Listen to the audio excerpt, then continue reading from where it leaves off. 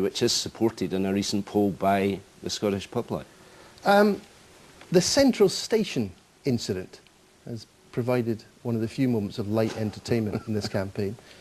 Would you like to take the opportunity to admit it was a mistake to run away? Well, I didn't run away, Gordon. I walked away, and I offered to speak to Sean Clarkin, who was protesting. I said that I would talk to him. You went and hid in a sandwich shop. Well, I didn't run away. I offered to speak to Sean Clarkin. He wasn't prepared to talk to me, so I did walk away. I'm prepared to admit that stopping in a sandwich shop was probably not the best idea. But do you know what the biggest disappointing thing about that was? That Sean Clarkin was protesting about cuts in Glasgow.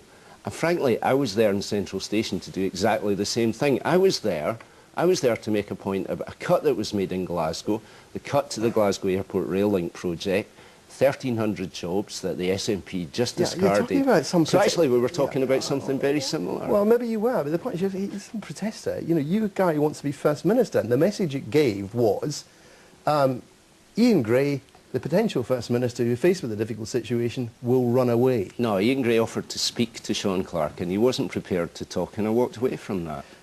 All right, and you've said it was a mistake to... But stop for a sandwich on the way, yes, probably. All right. I think fair enough.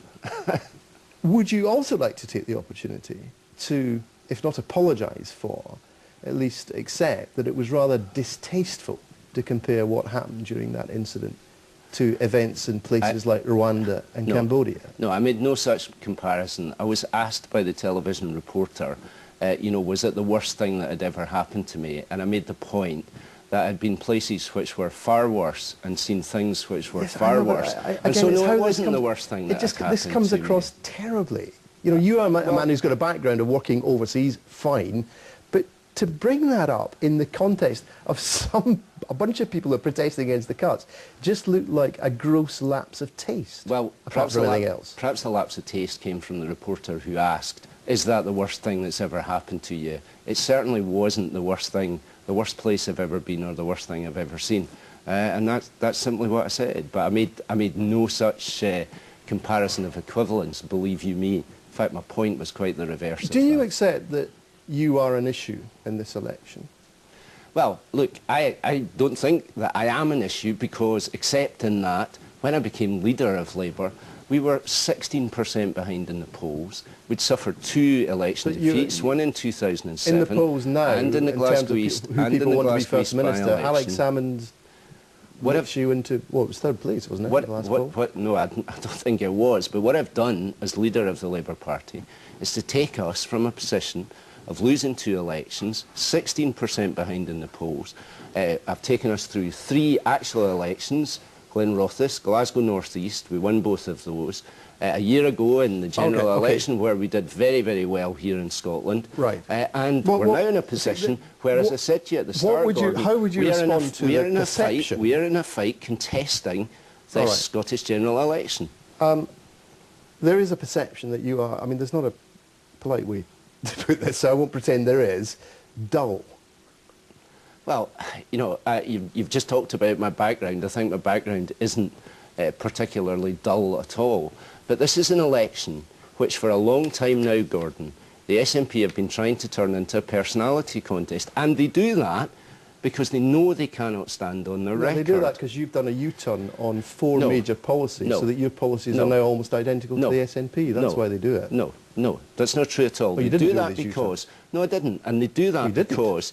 I didn't. And they do that because they know they can't stand on their record, because their record has seen Scotland go from, you know, having the lowest unemployment in Britain to some of the highest. So they fall back on trying to run it as a personality contest. My campaign has been about our plan to create jobs, 250,000 jobs, our plan to reduce cancer waiting times, in the weeks leading up to the campaign, and our plan to take tough action on crime. And I actually think those are the issues. You've changed your policies on council tax frees, prescription charges, no, we haven't. Tuition fees, and the closure of A&E units. Look, we've supported prescription charges at every stage over the past 4 years. We changed our position on the council tax frees because of the circumstances in which families find themselves. As for Monkland's A&E, the position 5 or 6 years ago was one where the clinicians and the health board were saying that that was a facility that must close. But for the past 4 years, they have said that the facility can be run and can be run effectively.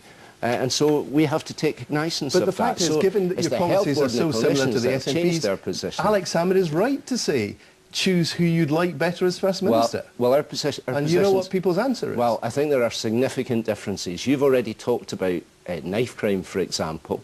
We are the only party prepared to take tough action on knife crime. We've talked briefly in the passing about what I think is the most important issue in this election, which is jobs and the economy. We are the only party in this election with a plan and a pledge to eradicate youth unemployment and to create 250,000 jobs. Okay. No other party is bringing forward a programme which addresses the concerns of the voters in that way, and that is the difference between us and the SNP. For how long are you planning to freeze public sector pay?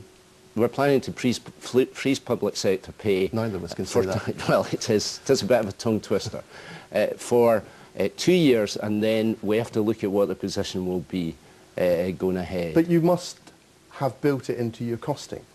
Well, we plan to look at that again, and I think, you know, this is... well, look, we published costings. We published costings, Gordon, which show what the costs are for the things we've promised, and also show how we believe we can release savings in order to do that.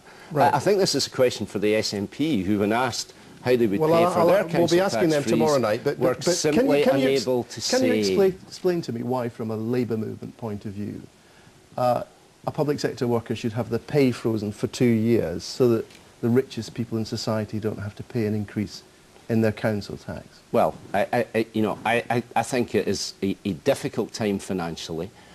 We do have to look at... So it's more important for rich people not to have a council tax increase than it is for a public sector worker to have a pay increase? No. Let me finish my answer.